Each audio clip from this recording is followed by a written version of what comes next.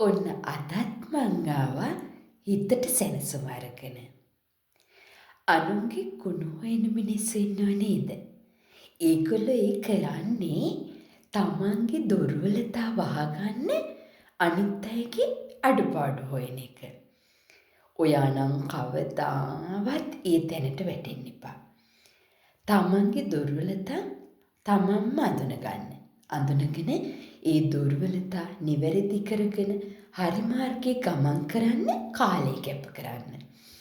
එහෙම කරනකොට ඒ විදිහට හිතන්න පුරුදු වෙනකොට ඔයාටම තේරෙයි ඔයාගේ සිතිවිලි පොහොසත් වෙනවා කියලා. ඉතින් සිතිවිලි පොහොසත් වෙනවා කියන්නෙම අපිට ජීවිතේ සාර්ථකත්වය ළඟා කරගන්න පුළුවන් කියන එක. එහෙනම් හැමෝම සතුටින් ඉන්න මගෙන් එන්න. මම මංජු.